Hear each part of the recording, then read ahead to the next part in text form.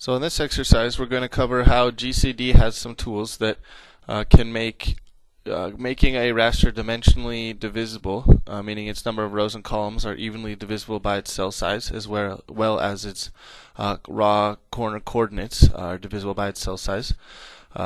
There's some tools in GCD that make it much easier. In the previous step, we had a DEM that we created from a tin, and its cell size of 0.1. When we look down at its corner coordinates, they clearly were not divisible by 0.1, and this can cause problems later on when we're differencing multiple DEMs in order to make them orthogonal and concurrent. So in the previous step, we used an Excel spreadsheet to calculate those dimensionally divisible corner coordinates, and we input them into our raster processing environment to control the extent. That's one way to produce a dimensionally divisible raster, but we have a much simpler way. So within GCD, I have the data preparation menu here, and if I click on Clean Raster,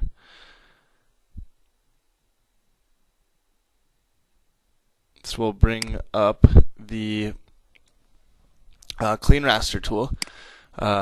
You can choose rasters either through this drop-down menu, and it automatically chose the first raster that it found in the map, or I can navigate to any raster on my file system through the dialog button here.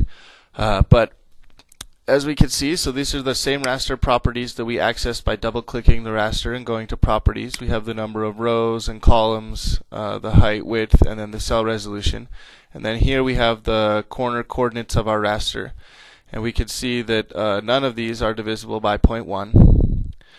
And then down below here, similar to how the Excel spreadsheet worked, this is automatically calculated dimensionally divisible corner coordinates for us. Now we could change this, but I'm going to go ahead and keep it how it was. You could change those to give yourself a larger buffer, but the key is to make sure that the final digits are divisible by the cell size. So with this set, this is going to be exactly the same as as in the Excel spreadsheet, just everything's taken care of you, and there's no copying and pasting or dealing with those environment settings in ArcMap.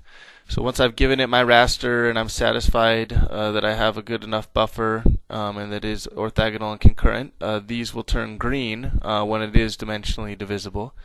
And then in order to move from a non-dimensionally divisible to a dimensionally divisible raster, there is some interpolation that needs to happen. I recommend just keeping it at the bilinear interpolation, but there are some other methods here.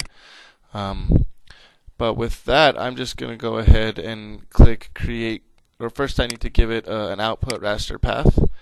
And here I'm just going to call this Pat's Cabin Step 3.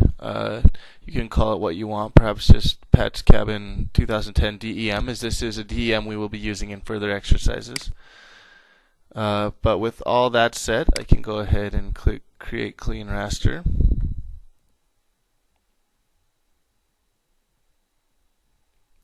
And once that's complete, it will add it to the map, and I can go ahead and I can inspect its properties a number of ways. So if I double click on the raster here, I can again look at the cell size, number of columns and rows, and I can go down to extent here. And we can see that it is a bit different from how we calculated it in the Excel spreadsheet. It's a little more accurate because we have a 0.1 cell resolution, we can have some decimals because 0.6 is divisible by 0.1. So ultimately these raw corner coordinates are a little different from the previous step, but indeed they are dimensionally divisible.